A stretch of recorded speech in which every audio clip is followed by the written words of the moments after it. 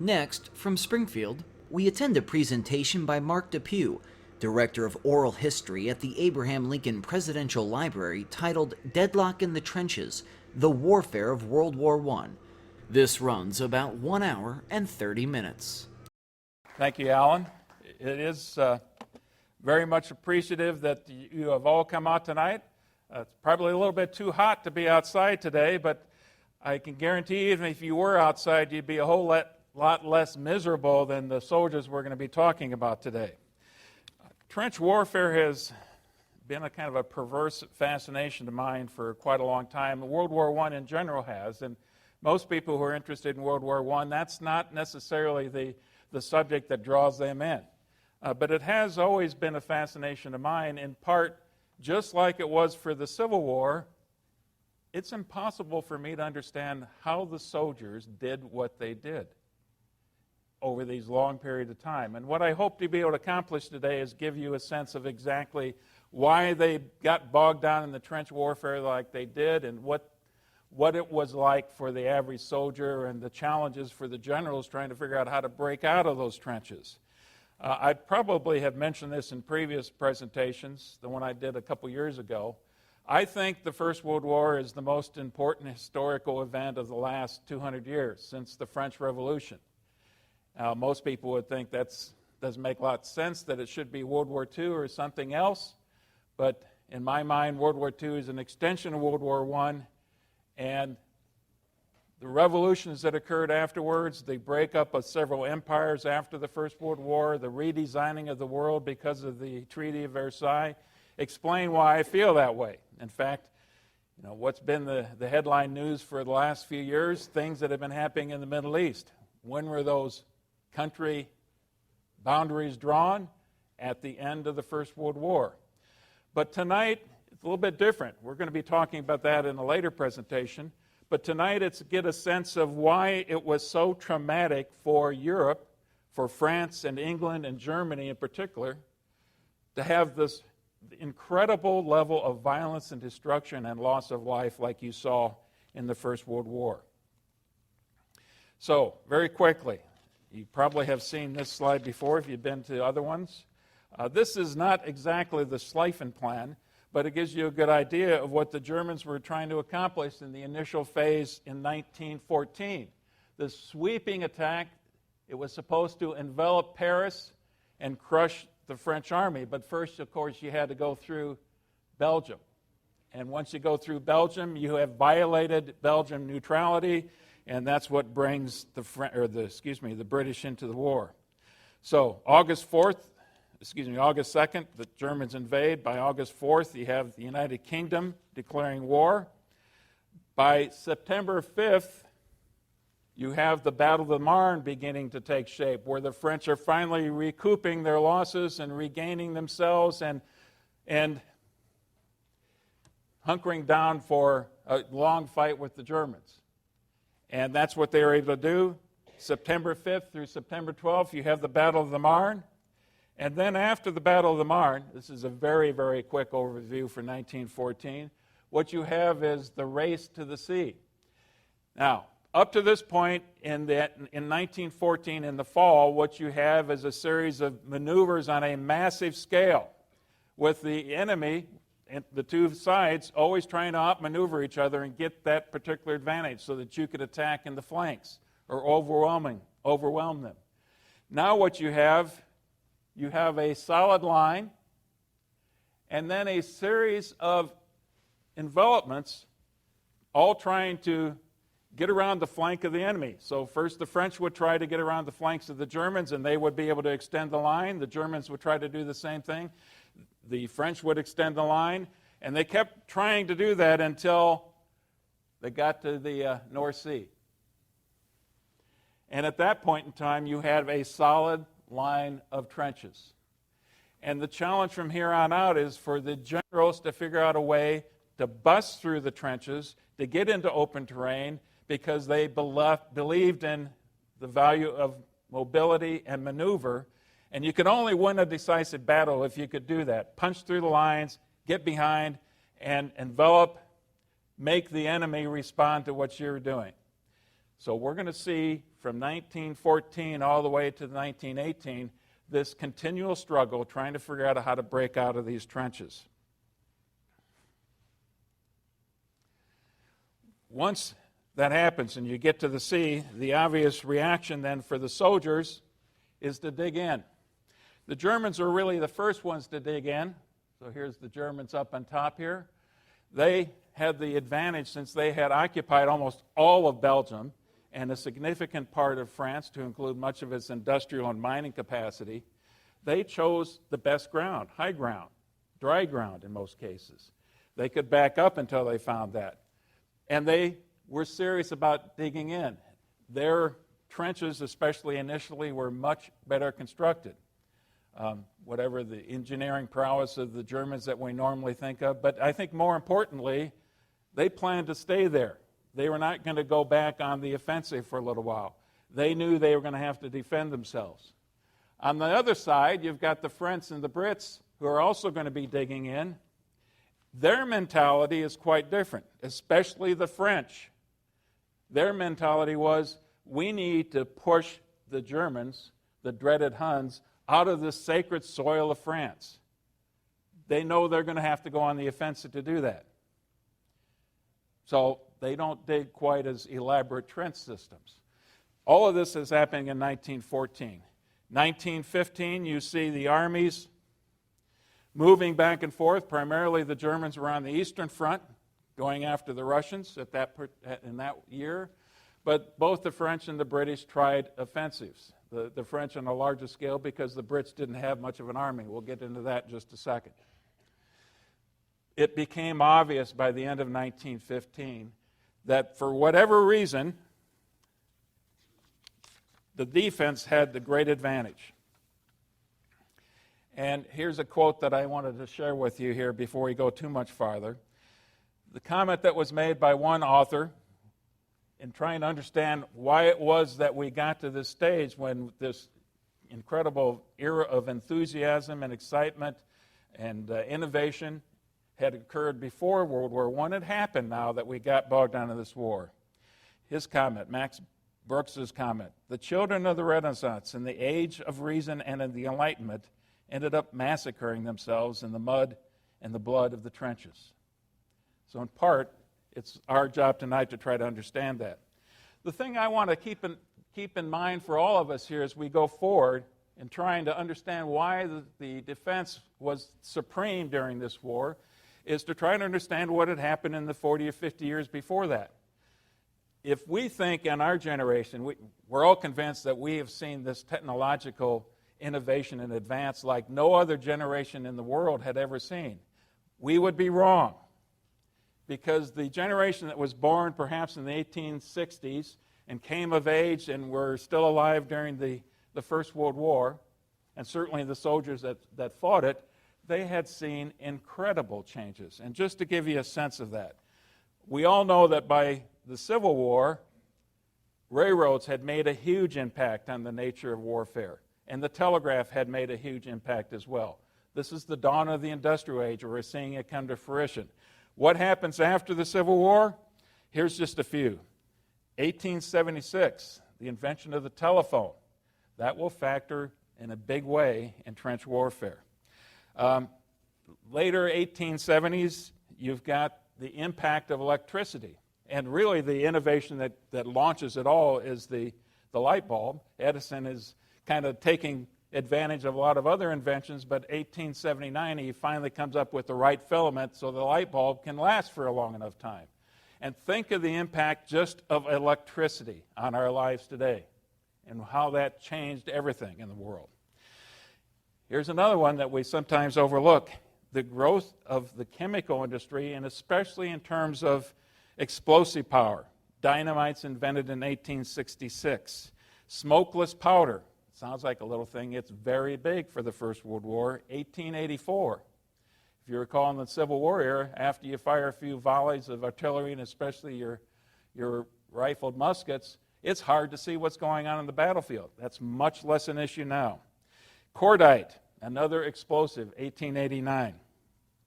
Vaccines are starting to become more prevalent. So in the First World War, we're saying this is the first war where combat casualties exceed deaths from disease and illnesses.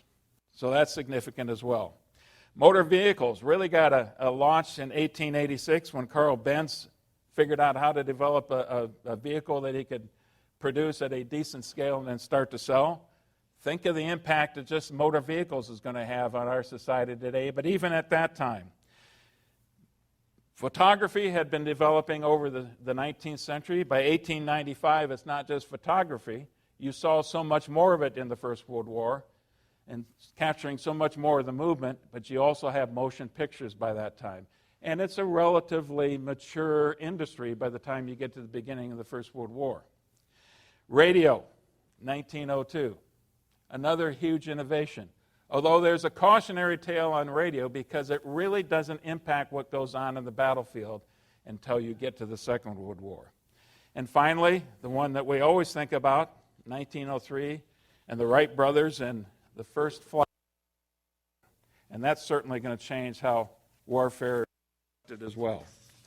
But we still haven't touched on what it is that's getting the battlefield to be so much bloodier and so much more dangerous. And it starts with the evolution of the rifle. The musket, what we had for centuries, and still a significant percentage of Confederate soldiers especially, and some Union soldiers in the Civil War, had muskets. But as we know, most Civil War soldiers had rifled muskets. So it took the max range from 200. Just having that rifling in the tube, you can get a much greater muzzle velocity and much better stability of the round going out. So it takes it from 200 to 1,000 yards. And for most of us, it's tough to see past 1,000 yards. Try to do that. The problem, and here's the big change for the Civil War, from 1 round a minute for a musket, because you had to cram that thing down, to 3 rounds per minute. That's a huge increase. But now there's another revolutionary step that's being taken. You've got breech loaders. Instead of putting the round down the muzzle, you're loading it through the breech, and you have smokeless powder. And look at the difference in ranges we have. The German 1898 Mauser, 2,200, way beyond what you can typically see. An effective range, not 200, but 550 yards. Now, if you can see the enemy that far out, moving across no man's land, you can engage him. And if you're a good shot, you can probably take him out. The French model was Lebel and a Lee-Enfield for the Brits. These numbers over here, the rate of fire, a very subjective number when I started doing research because it involved a couple things. Did you take time to aim? If you take time to aim, it's a different story. There's a second or two at least that you've got to do to work that through. And you have to change your magazine. So a 5-round magazine is what the Germans had. The Lebel had an 8-round magazine tube that was rather awkward. They came out with a Berthier rifle a little bit later, but it was only 3 rounds. And that's a disadvantage over a 5-round because you got to fumble and change all of this. And then the Lee-Enfield. Now, I've seen as much as for the Lebel that it could fire 34 rounds a minute. I don't know how you could do that, changing this thing out every once in a while, and at least making some rough attempt at aiming. So still, look at the difference between what you had in the Civil War and here. The lethality of the battlefield has increased exponentially. And those serried ranks of Civil War soldiers that they saw in 1861, marching across in close ranks, well, that's a thing of the past. Now the best thing to do is to spread out a little bit and move much more quickly across the battlefield. Still, there are other things that factor into this as well. The machine gun. That's the thing that usually comes to mind for people about the First World War, the impact of the machine gun. The Gatling gun was something that was being experimentally used at the very tail end of the Civil War, never really made an impact on battle. But Sir Hiram Maxim, here's an interesting personality. He's an American who actually moves to England when he's 41 years old. He is credited as being the inventor of the first effective water-cooled machine gun in 1884. It's 60 pounds, so it's not light. It's belt-fed 7.92 millimeter caliber weapon. That should sound familiar. We still use that kind of caliber in much of our weaponry today. Water-cooled, 500 rounds permitted, as long as your crew can keep feeding those belts into the machine gun. And a well-trained crew then can sweep the battlefield back and forth to the point where you can't hide from this. You've got to start digging or hunker down. Maximum range, effective range of 3,800 yards, so even farther out. And it developed a couple interesting nicknames that really is illustrative of the impact of the machine gun. The English called it the lawnmower. Now think about that, the lawnmower. Excuse me, that was the French term. The English called it the devil's paintbrush. Now, every country, by the time you get to the First World War, had some variation of the machine gun. This is the German. It's very close to what the Maxim original design was. The Vickers machine gun for the Brits was very close to the Maxim design to begin with. You also have the French Hotchkiss, and you've got the British Lewis machine gun. Now notice one difference here between the Lewis gun, smaller caliber, air-cooled, and the German Maxim gun. It's much smaller, it's much lighter, and therefore it's going to be much easier to move into no man's land with this and to move forward with the advancing infantry. That's going to be increasingly important as you go down the road. So,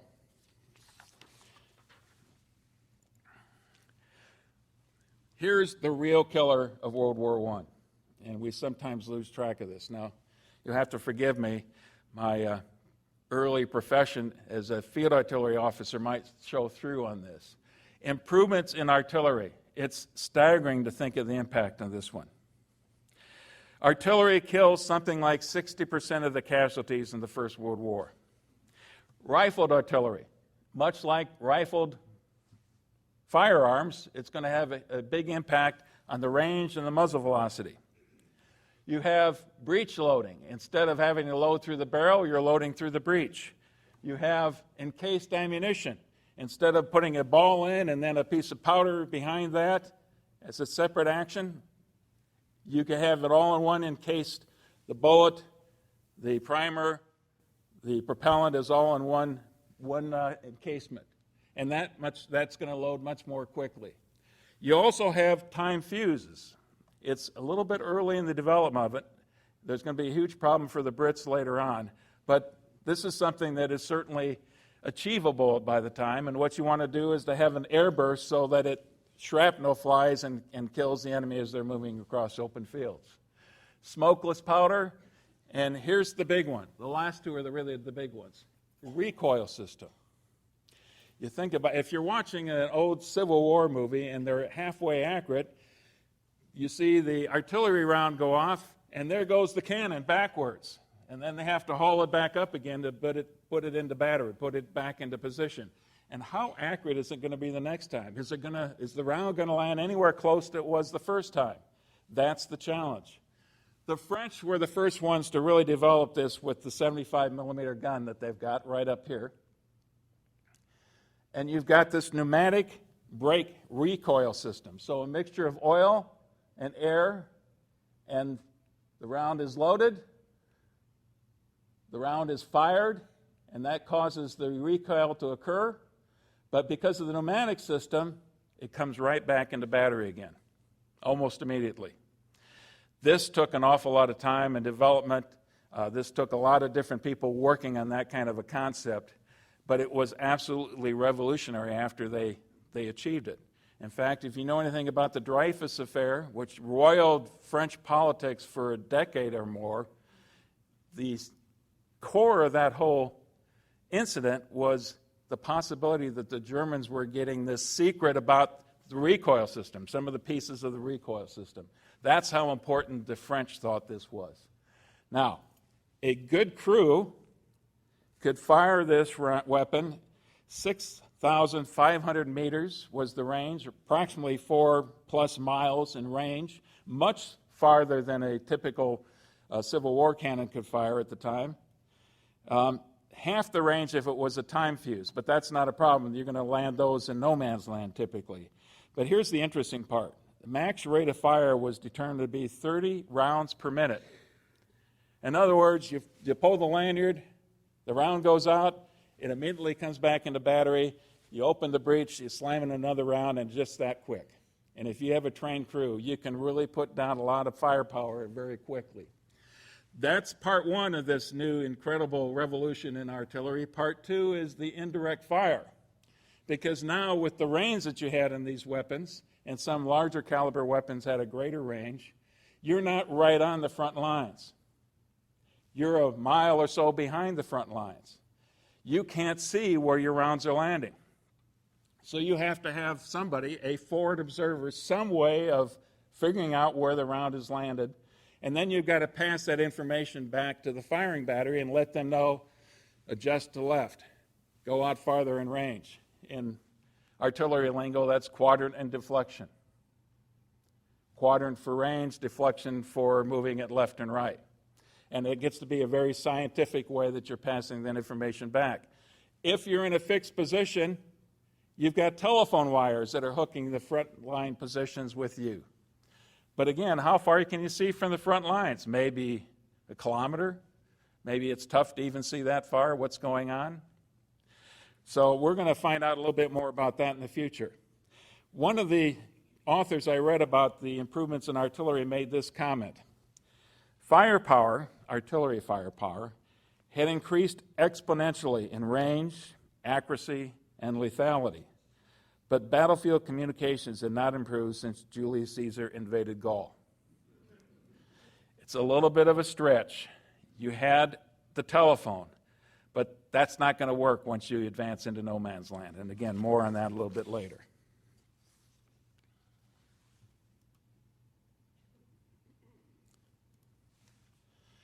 So, what are the soldiers to do now that they've got these much improved rifles? They've got machine guns sweeping no man's land. They've got artillery that's bombarding into no man's land.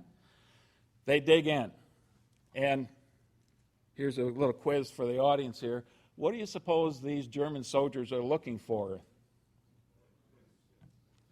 Yeah, ticks, but especially lice. The soldier's constant companion in the trenches.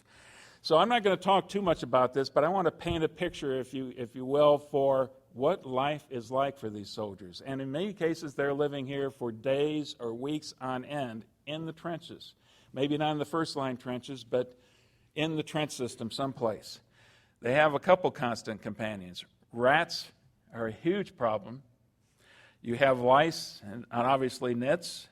In areas where you have a high water table, you had to deal with that. And as you got closer to the coast, you had a higher water table in many cases. And you see some films oftentimes of these soldiers just constantly bailing out the trenches as they go. Well, what's the consequence of that? Trench foot. And what happens when you get to November and December and January? Then you have severe problems with that. And when the rains come, then this whole thing turns into a morass, and all these nice revetments start to be serious problems as well. And if you don't have sandbags or this kind of a lattice work holding up the sides of the trenches, then you've got even bigger problem. There was a pervasive smell in being in the trenches. How would you smell if you didn't get a chance to take a shower or a bath for a couple weeks on end, and the latrines were just a few feet behind, and you had to run and cover in that? And then you've got occasional gas, which we'll get into a little bit. And worst of all, once you got into a battlefield scenario and serious fighting, then you probably have decaying flesh. Maybe it's rats, maybe it's human flesh that you can't really get to. And that's the pervasive smell that you have to deal with. Still, the trenches were much better than being out in the open. What's the alternative? As far as they were concerned, there was no alternative. So they resorted to the trenches. And just a little bit here in terms of the description, this first picture is not a real good representation in one respect. A typical trench would be much deeper than this. It would probably be somewhere from 10 to 12 feet deep, and then you'd have to step up to the firing line and perhaps stand on that or perhaps kneel on that so you could fire out. After the trench system got stabilized, the last thing you typically want to do is to stick your head and expose your head out there, because the enemy would send people out into no man's land, snipers, and take pot shots at anybody they happen to see. So that's what a typical trench might look like, except it would be much deeper, and we'll see some more pictures that will illustrate that. Now, here is the trench system, because the initial assumption that we would all have is it's one continuous line of one trench. That was absolutely not the case at all. It would be a system of trenches. And because of artillery rounds possibly landing in the trench, you can see the nature of the design of these trenches that were actually dug. A zigzag pattern, a herringbone pattern, anything that would prevent a round landing in one part of the trench, taking out a huge line of people in that trench. By defensive, that you would absolutely have to do that. Now, to get a little bit closer look at this, a closer look, here you have the first line of trenches. Here you have a communications trench that connects these two, and this is the one that the soldiers would move back and forth, and probably somewhere along here would be located the latrines out of harm's way, perhaps. Oftentimes, the troops would be more concentrated in the second line of trenches and thinly populating the first line, just because they were assumption that would be more dangerous there.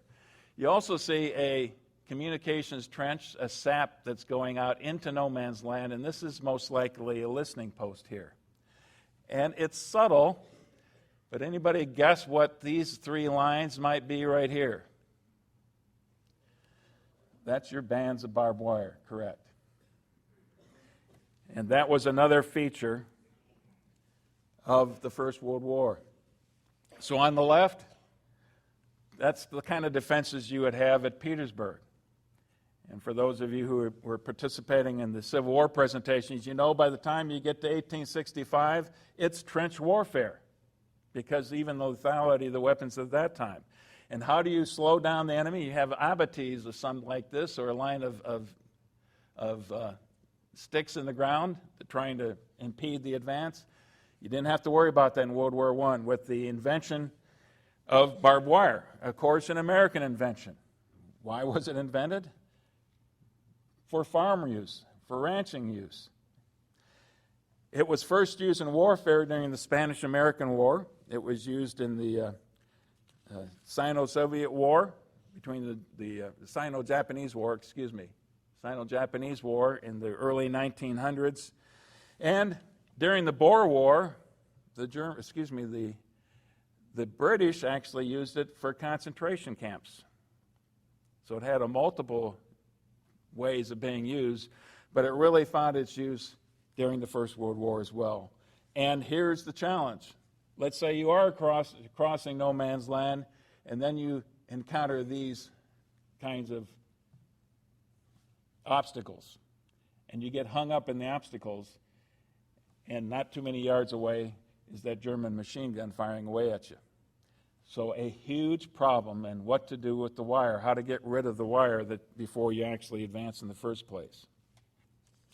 Now, you've already heard me talk about artillery, but I wanted to get a sense of the kind of artillery that drove people into the trenches in the first place, and now different kind of artillery that's going to be employed because they are in the trenches. Difference between guns and howitzers: a gun generally is a high-velocity weapon of flat trajectory. And oftentimes, when you think about a tank that has a gun on it, you can typically see the target you're shooting at. Howitzers is a little bit lower muzzle velocity, typically a higher trajectory. The advantage in trench warfare is you want to have it coming up. If you're going to attack the trenches, troops in the trenches, you want it coming straight down instead. So over time, you're going to see more and more heavier artillery being used.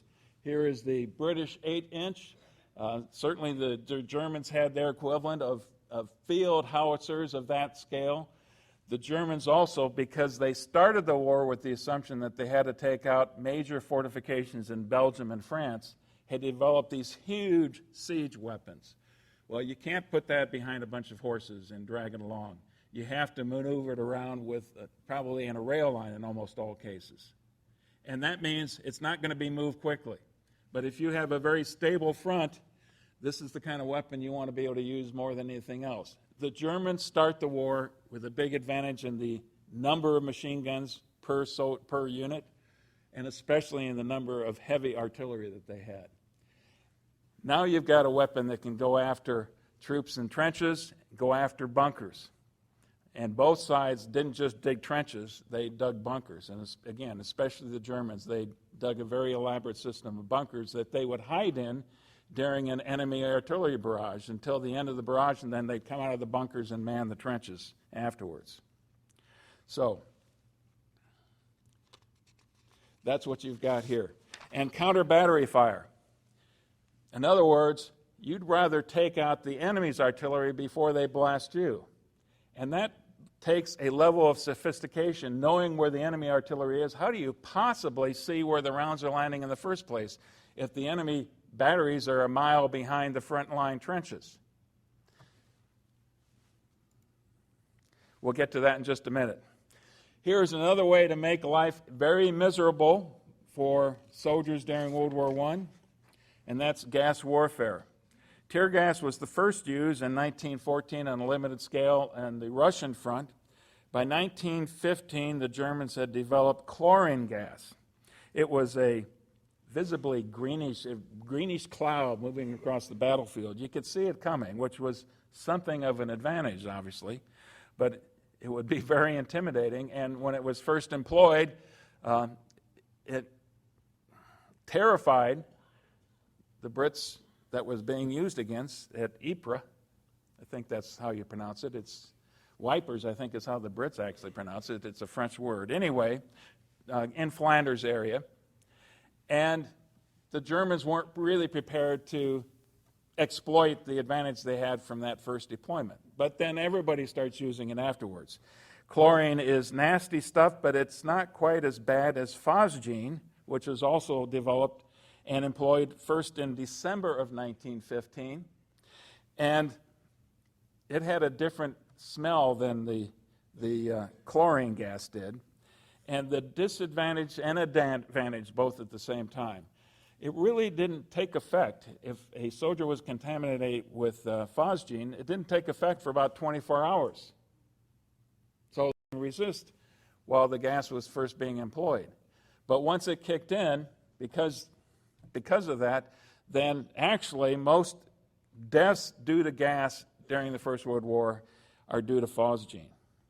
Now, the one we hear so much about is mustard gas, which is beyond the scope of what we're talking about today, 1917, and that also is nasty, nasty stuff, because whatever part of your body is exposed to it, it's burned. So if you breathe it in, it burns your lungs. If you get it in your eyes, and think about it, how often do you sit there and rub your eyes about something, and especially in your kind of environment that they're in? It gets in your eyes. That's the kind of thing you're seeing right here. Nasty stuff, causing serious blistering. Mortars and grenades. As the fighting starts to get more sophisticated, they're adjusting their tactics. They're adjusting the kind of weapons that they use. And increasingly, mortars are handy things to have. You can move them farther forward. This one obviously has a fairly big punch, this German mortar. A lot of the mortars that were used were much smaller and therefore easier to go out into no man's land and carry. It's still a pretty heavy object to be hauling out there, especially when you're taking ammunition along with you. Other new weapons, grenades, trench knives, pistols, carbines, shotguns. Because quite frankly, those long rifles that we were showing to begin with, once you get in the trench, it's not real practical. Especially when you've got that long bayonet on top of it. You want a shorter carbine, you want to have a shotgun or something like that, and when you're mixing up in the trenches, some nasty looking trench knives that would develop as well. Just to give you a scale of how some of this is going to impact warfare, the Brits manufactured 75 million of these bombs. Mills bombs is what they were called. 75 million of them. And that's just one country. All the nations were doing the same kind of thing. Okay, now back to the problems of observation on the battlefield, the challenge that the artillery especially had if you're going to use it effectively. We always think about aircraft and we think about the glamour. If there is anything that's glamorous about the First World War, I suppose it's about air warfare, aerial combat between two fighter aircraft. That's not what the aerial warfare was really all about, especially initially. Hydrogen-filled balloons used for observation, used to adjust fire. You get high enough, you're far enough back, you're probably out of the range of the enemy, and you can see the battlefield. How do they communicate? They'd have a cable tethered from the balloon all the way to a truck on the ground, and then that would be relayed back to the firing batteries. Sometimes you'd have fixed-wing aircraft going out for observation as well. How did they get that message back? Well, signal flags, dropping notes down, a variety of different ways. Again, communication was a big problem during the war. So, once you have this kind of an object in the air, hydrogen-filled, think about the implications of that, obviously it becomes a major target. And that's where your fixed-wing aircraft come in, and that's going to evolve rather quickly as well. They would carry metal darts that they would drop on the enemy and trying to hit them in the trenches. They would drop hand grenades, and then they started to drop bombs and things like that as well. But they especially wanted to attack these observation aircraft, whatever they be, either balloons or other aircraft in the air. Because if you control the air and you control observation, that makes your artillery much, much more effective. And as we said before, that's the real killer of the war. And by the time you get to late 1916, now you see this aerial combat between two aces going after each other. But that's the transition that you're getting, and that's the reason that the air war is so important to begin with. Okay, now that I've set the stage, hopefully, to give you an idea of what the nature of trench warfare was all about, why they got bogged down in the trenches, what they were trying to do to break out of the trenches, it's now time to transition here and talk about Verdun and then the Somme. It's kind of an illustration of the way this actually worked. And both of these battles are in 1916. The Battle of Verdun lasted from February 21st to December 18th, 1916. 9 months. Now, obviously, the level of intensity varied from day to day, but 9 months that they were exposed to this kind of intense combat.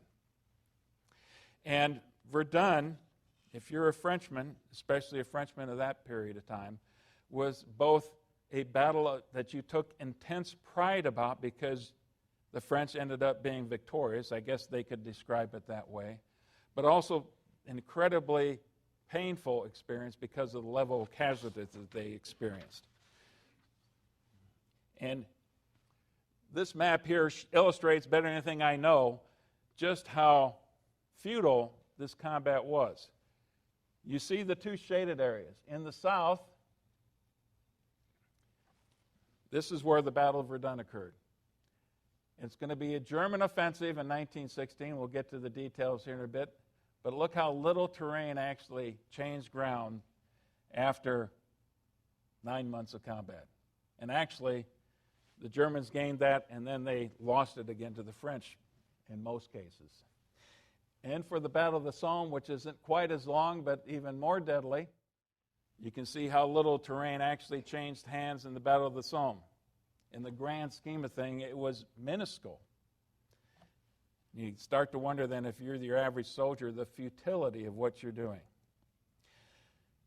Erich Von Falkenhayn, he takes over as the commander, the commander in charge of the German forces after Helmut von Moltke basically comes close to a nervous breakdown in September of 1914. Then Falkenhayn is going to take over. He's your typical Prussian career soldier. He was the Prussian chief of staff, not the German, the Prussian chief of staff at the beginning of the war. He is the descendant of Teutonic Knights. Doesn't he look every bit the soldier in this picture right here? He had a reputation of being stern and severe, somewhat visionary. He had a different vision than many of the other officers did. And why should this be any different from most places? He was somewhat of a favorite of the Kaiser's court as well, so it didn't hurt to be popular in political circles at the time.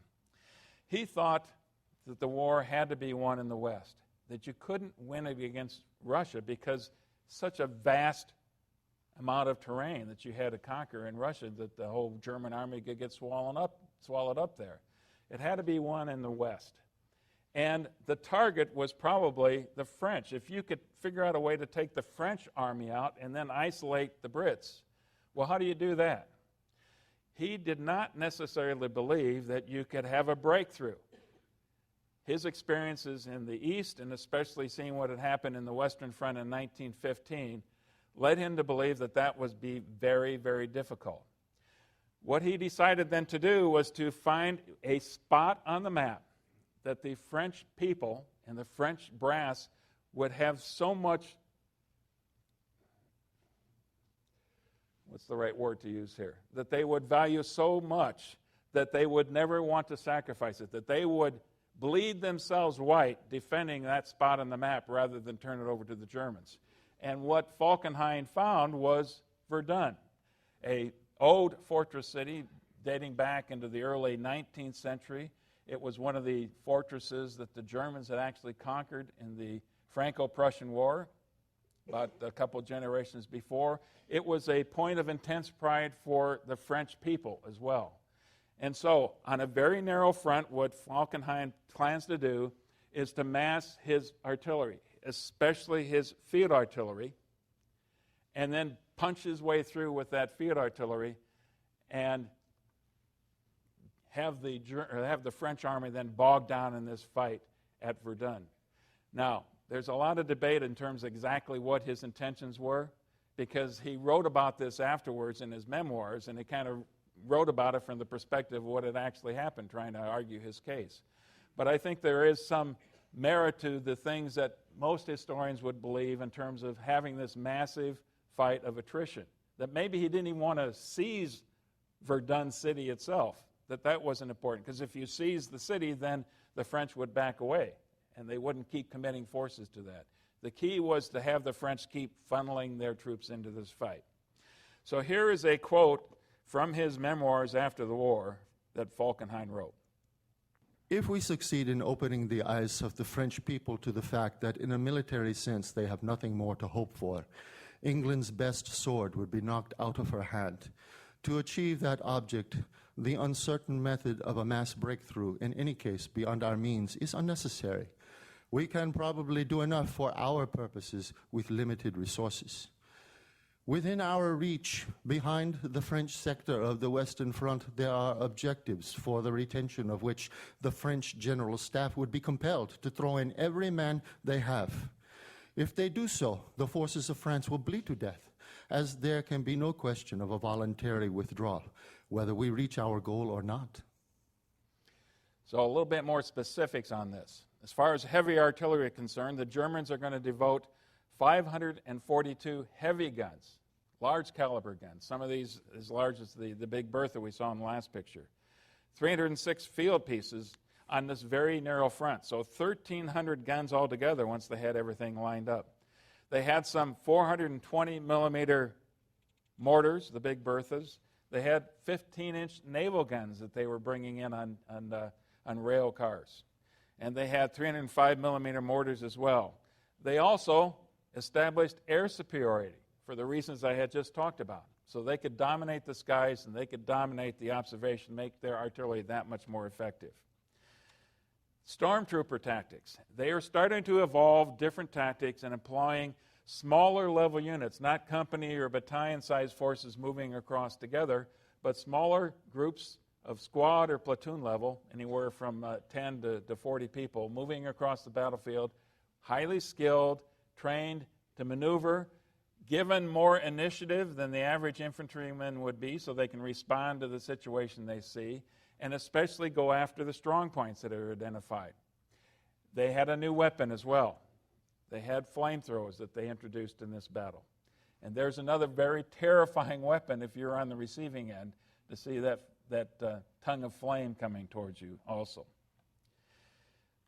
They knew that the French would counterattack. And the hope then was that the French would bleed themselves so badly that they would eventually sue for peace and turned the war over to the Brits. And so now the Germans had to worry about the British Navy and their much smaller British Army as well. So, here's the opposite side, the French side of it. General Joseph Jafra served as the commander-in-chief of the French forces until later in 1916. He was the commander-in-chief during the early stages of the war. He led them through the first initial stage of total disaster for the French as they retreated beyond their borders. He led them to victory in the Battle of the Marne, the miracle of the Marne. So he's somewhat of a hero to the French people. He's an artilleryman and engineer by training, but he, like most Frenchmen, is a strong disciple of the offensive. That was one of the tragedies of 1914 especially. They believed in the offensive so much that they sacrificed hundreds of thousands of French soldiers in trying to get a successful offense going. So he's the architect of that, but again, he's also the architect of the Battle of the Marne, known as Papa Jafra, kind of affectionately by the French people. General Henri Philippe Pétain, right here. A different kind of beast altogether. Jafra despised the man. Unlike most of the French officers, he never really got any serious service overseas in the empire. He spent most of the time in France itself. He was not a great fan of the offense. That's what put him at odds with the rest of the French staff and brass most of the time. So he wasn't favored by his superiors. But he is at the point that right at the early stages of this battle, he's going to be given command of the Second Army across from Verdun. He actually believes that cannon conquers and infantry occupies. Cannon conquers, infantry occupies. Well, that's heresy to a guy like Jafra and most of the French. In fact, most of trained officer corps across the European theater by that time. He takes command early in this campaign. He actually has double pneumonia when he first takes command, but he's also a brilliant logistician as well, and that's going to come in very handy in this one. And finally, the third person, Robert Nivelle, right down here. When Pétain is promoted after a couple months of the campaign, Nivelle actually takes command of the Second Army in April. Now, it says Verdun is a quiet sector. That's before the Germans launched their offensive on the 21st of February. In fact, it was so quiet that the French decided to move most of the big guns out of these fortifications. And what Verdun was, it was a series of established, elaborate fortifications with large bunkers, heavily staffed, kitchens, hospitals, the whole works. And much of that had been stripped away because it was a quiet sector. They needed this heavy artillery elsewhere. So it was only partially manned at the opening stages. Now, here's the map of Verdun, a little bit closer view than the one that you initially saw. The initial advance for the Germans is going to be on the west side of the Meuse River, so in this area right here. Douaumont, right here, is the main linchpin fortress that the French had, and you see plenty of other fortresses as you circle Verdun. Vaux is another one. You've got more along this route right down here, and then battery locations as well, scattered through here. So it's a series of these fortifications, interlocking fire, things like that. That was the key to the success, at least before the World War I actually began. On February 21st, in the morning, at dawn, German bombardment begins. Actually, it's at 4 a.m., sorry about that. In just a few hours, the Germans fire 1 million shells against the fortifications and trenches, primarily against the fortifications and the frontline trenches that you've got there. Saturation bombing, intense, meant to shock and destroy and to slaughter any Frenchmen who were in those trenches. At 4:45 p.m., approximately 12 hours later, the German infantry assaults and quickly gain territory as they move from this area towards these fortresses. By the time you get to the 25th The 25th is the date that Fort Douaumont actually falls, with practically no resistance. So it doesn't take long, just a few days, for the Germans to reach that point. And by this time, the French senior staff, the French people were panicking, because this is a disaster on massive scales. The French soldier, here's one comment I wanted to read of a French soldier about the time now the French are really going to respond to this in a serious way. I came up as a volunteer. I wanted to see Verdun and take part in the great battle. 150 of us left the bivouac. By the time we got up to the line, there were only 30 of us left, and we had not yet met the enemy. Oceans of mud, dark skies, like Golgotha at the hour that Christ died. No trenches up there, only holes, and holes blown into holes, all filled with the stink of the dead, a nightmare with no morning to come. So it gives you a painting, a word painting of exactly what it was like. And just think about it, just trying to get up to the front lines. The enemy artillery is decimating that particular unit before they even get there. And that is a very demoralizing experience, let me tell you. Pétain, over time, is going to rotate his troops frequently. About every 2 weeks, he wants to rotate a unit out and bring a fresh unit in. So eventually, practically every unit in the French army is going to be rotated through this battle that goes on month after month after month. April 30th, he is promoted to command the Army Group Center. That consists of 52 divisions. Think about it, 52 divisions. That's a massive force that he's got under control. Well over 500,000 soldiers. And Robert Nivelle, as I mentioned before, takes over the army. A few weeks later, on June 8th, Fort Vaux falls to the Germans. And so they keep moving on. And then July and October, once you get to early July, you have the Battle of the Somme. So now you are finally distracting the Germans' attention away from this vortex of violence that you've got in Verdun. But the battle keeps going on month after month after month. Here is the initial German advance. You can see the impact of the flamethrower that they've got.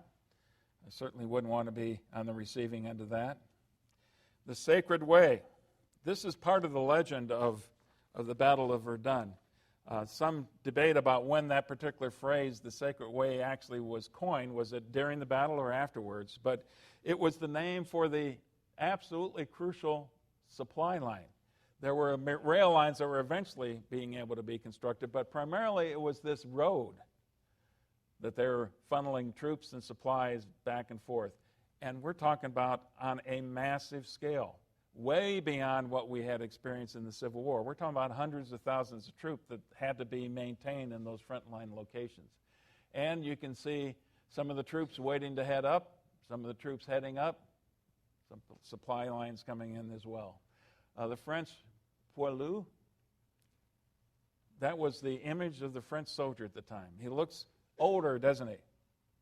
Got a nice beard on him. The reservist was a very important part of the French army by this time. You know, they had all had initial service in the army, and then they went into the reserves, and they were all called up in those early days of the war back in 1914.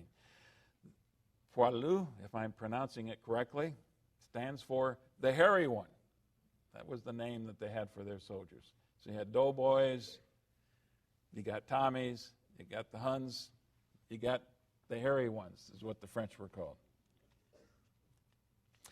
Here's what, after a while, August 16th, Falkenhayn himself is replaced because the war is not going well at that particular time. Field Marshal Paul von Hindenburg and General Erich Ludendorff. These were the heroes of the Eastern Front. These were the heroes of the Battle of Tannenberg back in 1914, of the incredible successes the Germans had in the Russian front in 1915. Now they're going to replace Falkenhayn because his battle of attrition by that time is attriting the German army just as much as it seems to be attriting the French army. So he's out, Hindenburg and Ludendorff are in. And over the next couple years, you're going to see those two gentlemen grow more and more powerful with each and every month. Here's a good quote that gives you a sense of what it was like for the German soldier and the attitude they took towards it. There will be no end of this until the last Frenchman and the last German hobble out of their trenches on crutches to exterminate each other with pocket knives or fingernails. And why would they think anything else? The Germans were stuck there much longer periods of time than the French were, and you've got to feel a sense of resignation. You know, it's not a matter if you're going to survive, it's a matter of when you're going to be killed or injured. That had to be the attitude that they took. October 24th, because of Nivelle's offensives now, he has a much more offensive attitude than Pétain did. He takes Fort Douaumont back. It's recaptured. November 2nd, the French recaptured Fort Vaux.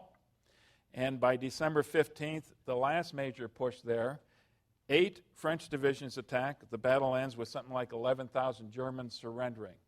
And it's getting into the winter.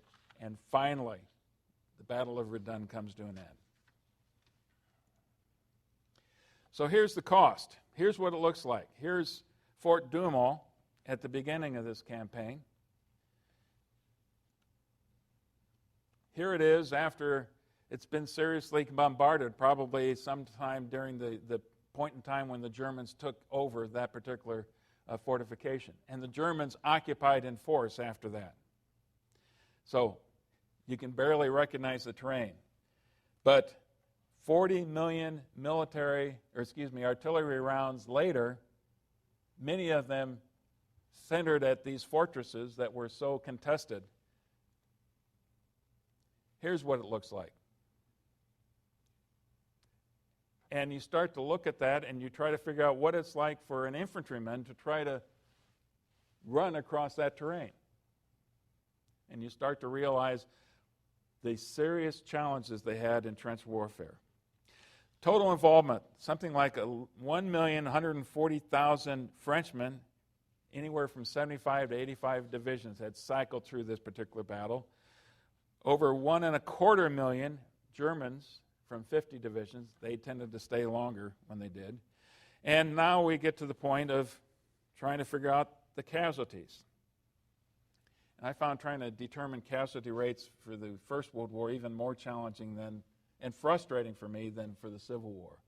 But here are the numbers for the Battle of Verdun. 162,000 killed or missing for the French, something like 143,000 for the Germans. So yes, the Germans seem to have done better if we can believe their numbers. Take a look at the wounded and then the totals. Slightly more French were casualties in this war than Germans. Here's the challenging part of this, missing. Why do you suppose these soldiers were missing? Well, I think we know why they were missing. Because when they go on these assaults and somehow they die in the middle of no man's land someplace, and you hear these accounts of they fall into a crater, and then an artillery round lands and buries them, and then an artillery round lands and uncovers them again, and then another artillery round lands and buries them again. Who's to know what happened to these people?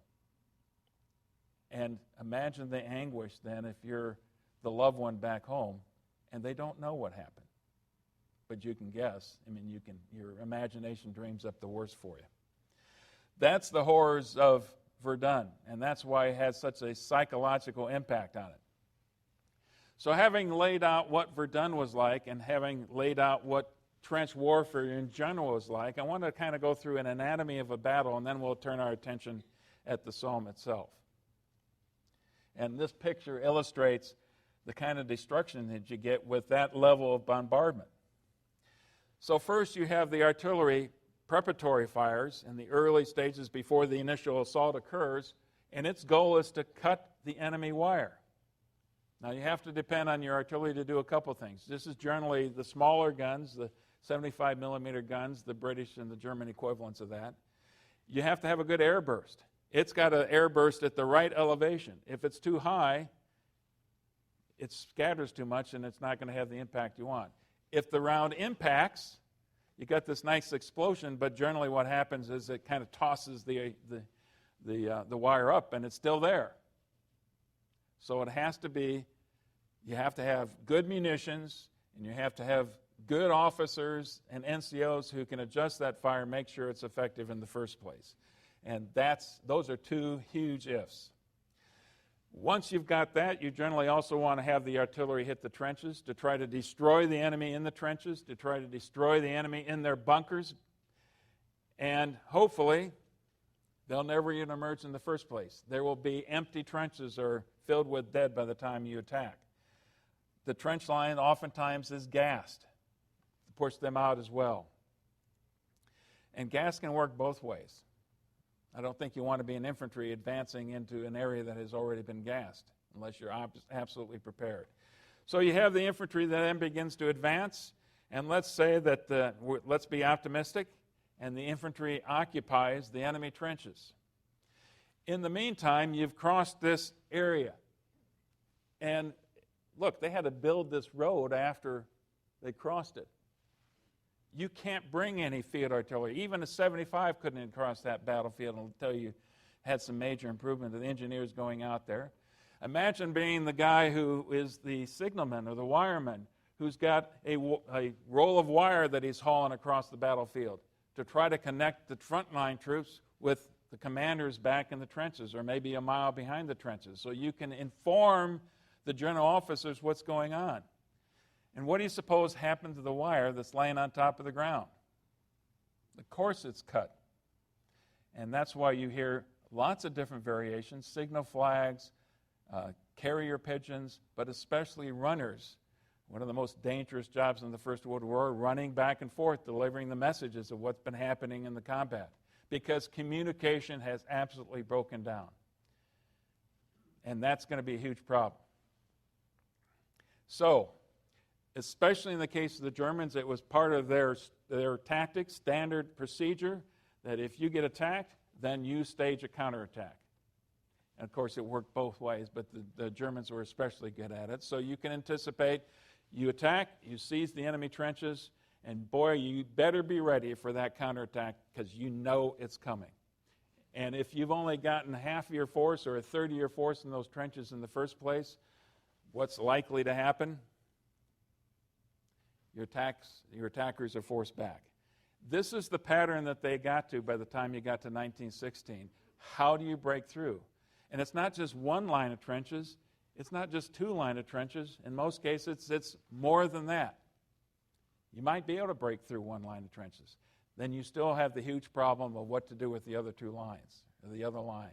And that takes days to move all this equipment, the supplies up, the artillery up, to reestablish communications before you can launch the next step. And that's why, again, it gets all bogged down. So, let's turn to the Battle of the Somme. But before we do that, what we have to do here is take a look at Britain's new army. Because they start the war, unlike all the continental armies, they had a tiny, tiny regular army. They didn't need one. They had the ocean to protect them. They had the English Channel to protect them. And as we know, they dominated the oceans. The British Navy was the best in the world. The Germans tried to challenge them, but they were nowhere close. The British had 247,000. At the beginning of the war, the Germans and the French armies numbered in the millions. Much of their army was overseas. Only 129,000 was based in England. They did have a territorial force that was kind of like our reserves, based around different places in England. They were hardly up to the standards of the regulars at the time. And the problem with that force of 129,000, most of them got shipped to England in 1914. By the time you got done in 1915, most of those soldiers had been casualties, both the regular force and many of the territorials. Now you have the problem that really kicked off because Lord Kitchener, at the beginning of the war, envisioned, unlike almost everybody else, that this war wasn't going to be over by December, by Christmas time. He envisioned a long war. So by August of 1914, he starts calling for volunteers. And like so many of the young men in the First World War especially, they came in droves with great enthusiasm and signed up. They came at such levels that by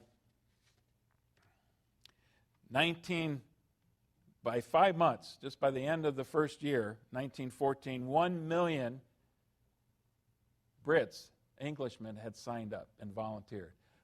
1 year later, by the end of 1915, they had 3 million. But who's left to train them? And how do you equip them? That becomes the real problem. And it doesn't take just a few months, especially if you have guys like me. I've been out of the Army for 15, 20 years. Now they call me up and send me out to do training for these people. And, I knew how it was in the old Boer War, but it doesn't work the same anymore. And I'm out there training them how to march and things like that. But that's only the rudimentary stuff. It's a real challenge. The British Army has to be raised very quickly because guess what France is doing? They're screaming that the Brits get in the war in a much more serious way. Otherwise, their attitude was, yeah, the Brits are fine, and they can fight this war until the last drop of French blood. So training is one part of the problem, and you think it's hard for the average infantryman. Imagine how you train officers and NCOs. How do you train engineers? And how do you train all these artillerymen? I talked about how sophisticated that business had become. Well, maybe you have the staff to train them in the first place. What you don't have are rifles and uniforms and any other kind of equipment you can think of. You certainly don't have artillery that they can practice with. All of that stuff was grossly short. Now, one of the things that occurred in 1915, such a scale that they have a name for it, the shell scandal of 1915. Because the armies in Europe, the British Army in France, was crying out to be equipped with enough shells that they could fight effectively. And this got to be a major scandal, and it's one of the reasons that David Lloyd George emerged like he did. He became, let's see if I can find it here. Anyway, he took positions of Lord of the Ministry of Munitions, I believe, something like that. One of the other things that Lord Kitchener did early in the war, he appealed, you can see the classic brochure right here, Britain Needs You. He appealed to communities to raise their own battalions. And all of these soldiers that would join the same battalion then would be able to fight together in this glorious cause overseas. And you don't want to miss the romance of the war. This might be your only chance. And again, tens of thousands, hundreds of thousands joined up just on that appeal alone. And that's where you get all these PALS battalions, because all the PALs had joined up together to serve together. And again, if you think about what's going to happen later on, the trauma that's going to cause to these communities is horrendous. Now, as we go through the Battle of the Somme here, one of the things I want to do is focus on the Grimsby Chumps. And I'll talk more about them a little bit later. But Grimsby is about 150 miles north of London. It's a fishing village, and it's going to factor into our story as we move along here. Grand strategy. December of 1915, there is a meeting between General French of the British Army, that's a confusion here, General John French of the British Army commands at that time, with Jafra, talking about what they want to see happen in 1916. And they want to have joint offensive. They want to have a combined offensive to put as much pressure on the Germans as possible. And oh, by the way, want the Russians to do the same thing, and the Ottomans, and the other parts of the empire to do the same thing. The Italians. So that was the initial meeting. Shortly after that, Douglas Haig takes command of the British forces. Douglas Haig is another old soldier, a cavalryman, a Scotsman, disciplined, a disciple of the defense or of the offense again. He's cold, headstrong. Again, he's socially well connected. It never hurts. And he is, if anything, he's tenacious. He's also a veteran of the Boer War and Indian Wars. Now, this is not going to be the same kind of war that he's going to encounter here. And after the war, this is kind of a curious note, he's a champion for World War I British veterans. In February 14th, Haig meets Jafra. Now, before it was French meeting Jafra. Now they're going to meet, and this is about a week before the German offensive at Verdun. They agree, there's some discussion, the Brits wanted to do it elsewhere, but they finally agree to have an offensive a joint offensive on the river Somme with the Brits on the north side, the French on the south side, and the French would be in the lead. They would be the major push. Well, a couple weeks later, everything has changed because the French are fighting for the life in Verdun. So the spring meeting comes, and the warning that Jafra puts out is, if you don't do something now, the British or the French army will cease to exist. And now the British have to be in the lead. So Haig's plan by this time is on a fairly large, broad front, larger than the Germans had envisioned, a broad front of something like 25 kilometers. He's going to attack in phase one. And they're going to have enough artillery to suppress the Germans. And with the Brits now in the lead and the French in support. In phase two, they would seize the second line of defenses for the Germans, and possibly then afterwards, if all goes well, have a breakthrough. And just to make sure that you are ready for that, you have a cavalry corps waiting behind the lines. 3 whole divisions of cavalry waiting to exploit that breakthrough. So that's still in their minds. Henry Rawlinson here is the local commander of the 4th Army in that region. He has a little bit different vision of this. He doesn't see that the breakthrough is going to be as possible. He wants to concentrate the firing in a smaller area, and he wants to, his strategy essentially is bite and hold. You get a piece of land and you hold it, and then you start moving things forward again until you can take it over. Of course, eventually Haig's attitude is going to carry the day. Just a little bit about the terrain at the Somme. It is perfect for digging. It's a nice rolling terrain, chalky soil, and it's perfect for digging, and the Germans have done it in a major way. In fact, what they have now, this is kind of hard to see. This is 1,000, 2,000, 3,000, 4,000, all the way up to 9,000 here. Here's the first line trenches. This is roughly where the British lines are. So these are very close, anywhere from a couple hundred yards to 800 or 900 yards distance from the British lines. That's the first line. And then back here you've got the second line. You've got all these communications trenches connecting all this stuff. That's probably pushing the limit or outside the limit of most of the British and French guns. So you can't even attack them in the first day. The third line, which the Germans are busily building in early 1916, is way behind, way out of range for the British guns. So that's what the Brits and the French are going to have to deal with in the early stages. The mood in the trenches was very ebullient. They were excited about this. They were looking forward to this in most cases. And I think to illustrate that, I want to get into, in the next slide here, talking about the Grimsby Chums and their example. So, July 1st at 7:30 a.m., the bombardment stops, the infantry attacks. 60,000 troops along a 13-mile front. If you look right here, you can get a good sense of the pack that he's got, the long rifle with the bayonet on top. That's the load that they're going to have to carry. And again, that's your standard infantrymen. The wiremen are going to have that spool of wire they're going to be hauling across there as well. And lots of other equipment has to go forward. Some taking sandbags, some taking digging utensils, all kinds of equipment has to go over the top. Into no man's land. Creeping barrage, moving too fast in most cases. In most cases, in many cases at least, the enemy wire is uncut. In part, that's because something like a third of the British artillery are duds. Mostly a problem with the fuses. A lot of the artillery was manufactured in the United States. I'm not sure where the fuses were manufactured, but that's a huge problem for them. In fact, they're still digging up artillery rounds today, the French farmers are. In fact, I was able to walk across a field a few years back, and was very easy just to walk across and start picking up shrapnel that was still on top of the ground after it had been freshly plowed.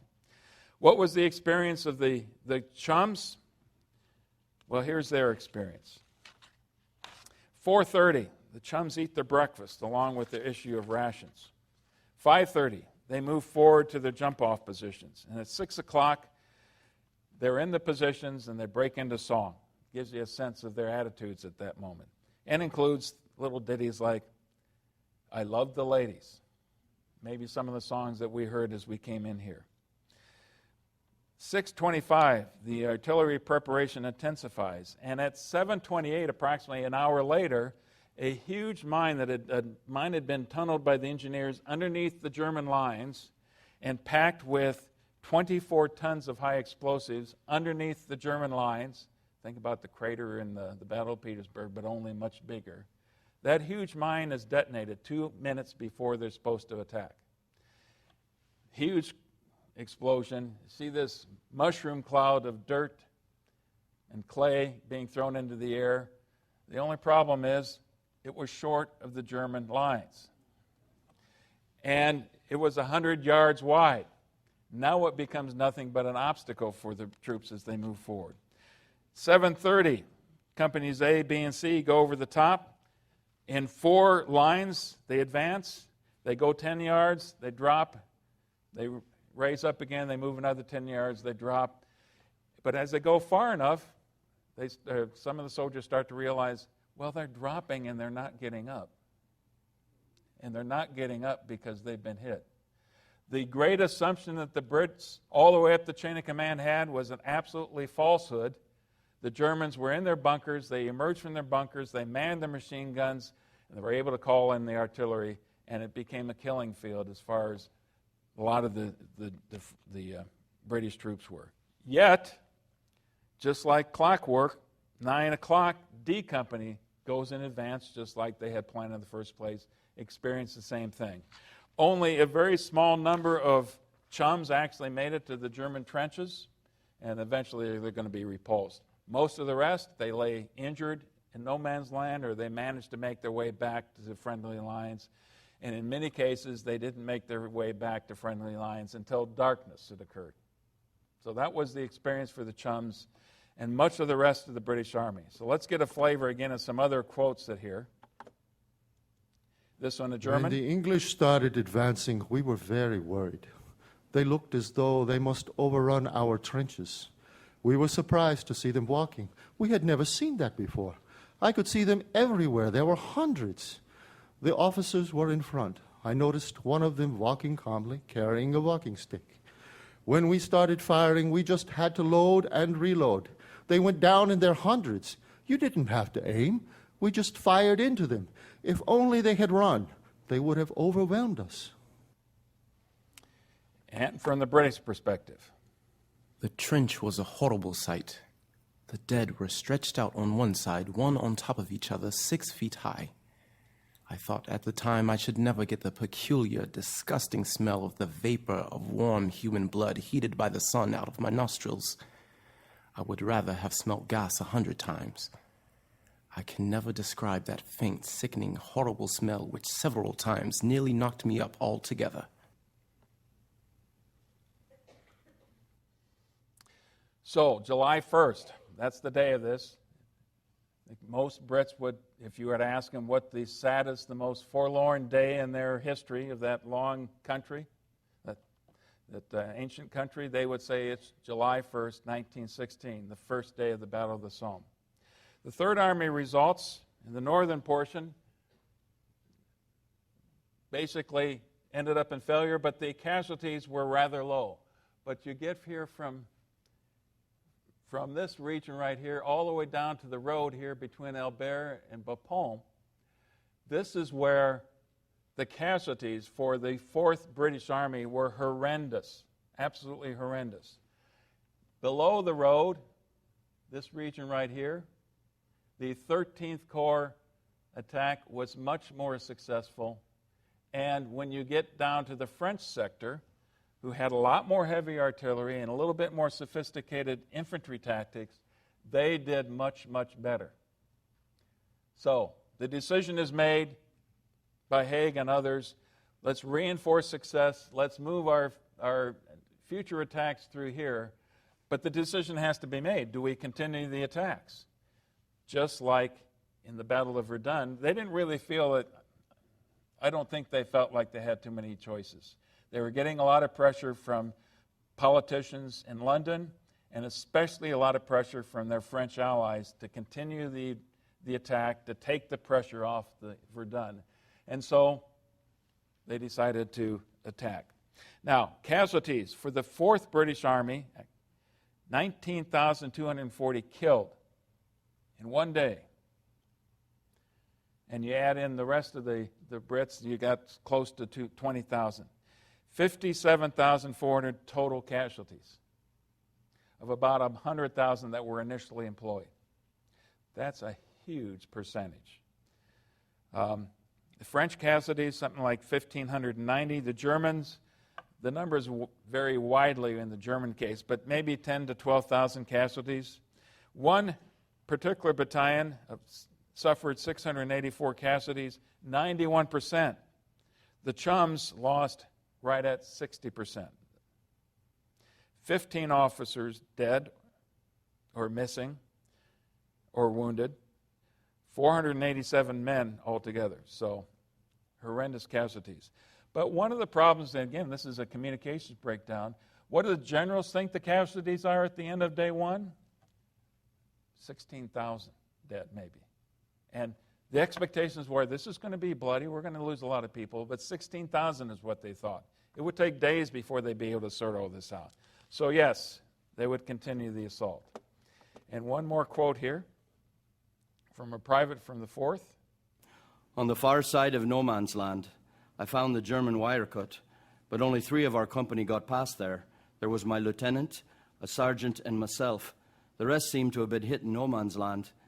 The officer said, God, where's the rest of the boys? I think that pretty much says it all. So, how long does the Somme last? From July 1st all the way up to November 18th. Months and months of combat. And I don't want to spend too much time going through this. We pretty much painted the picture I wanted to achieve. One thing that's significant of this 141-day campaign is September 15th is the first use of tanks during World War I. It's an experiment. The Brits started rather early on this. In the fall of 1914, Churchill was one of the early champions of this. Even though he was Lord of the Admiralty, he kind of took that under his arm. 49 tanks were available on the 15th. Only 18 of them got into no man's land in the first place. All the rest of them broke down on the way to the battlefield. And it didn't take long for the rest of them to be rather easy targets because they moved at 1/2 mile per hour. So, but it's shock. And again, the Brits weren't ready to exploit it even if they had been more successful. So the lessons of the first, July 1st, was you needed much better coordination with the artillery.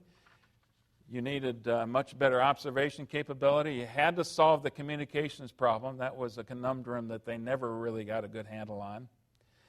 And then you had to deal with the psychological impact of this. And as I mentioned, it was the darkest day of England's long, long history. Basil Liddell Hart called it a tragedy of heirs. A.J.P. Taylor, these are both major military historians after the war. He called it the day that idealism perished on the Somme. And here's another interesting footnote. One of the casualties on the German side was a young man, 27-year-old corporal by the name of Adolf Hitler. He was a casualty at the Somme.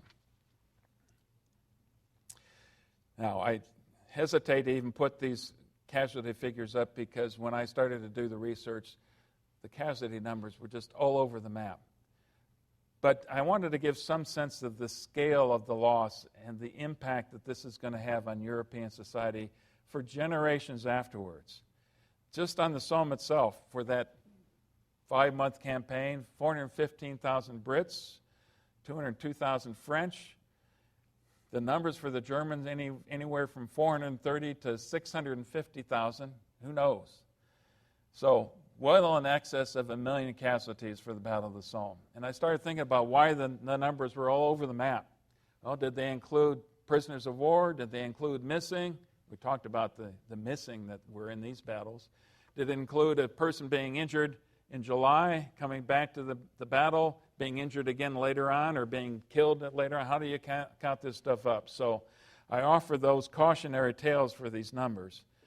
But the fact is that it was a traumatic experience for Britain, for France, and for Germany. And it was a battle of attrition, a war of attrition now, which army was going to break first. And that's a conversation for future presentations, I think.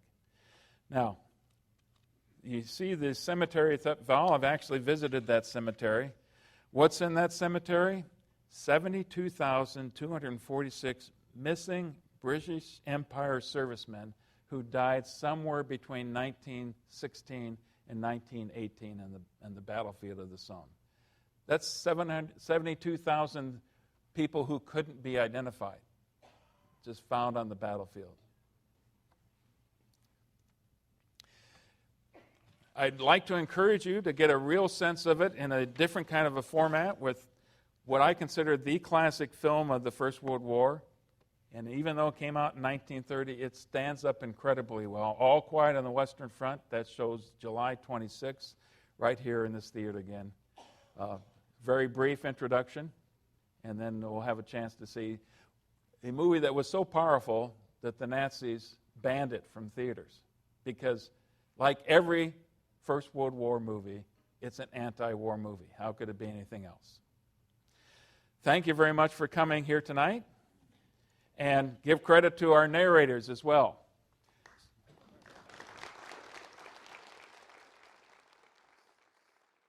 So, I always do this. I have a terrible reputation, but I went over longer than I thought.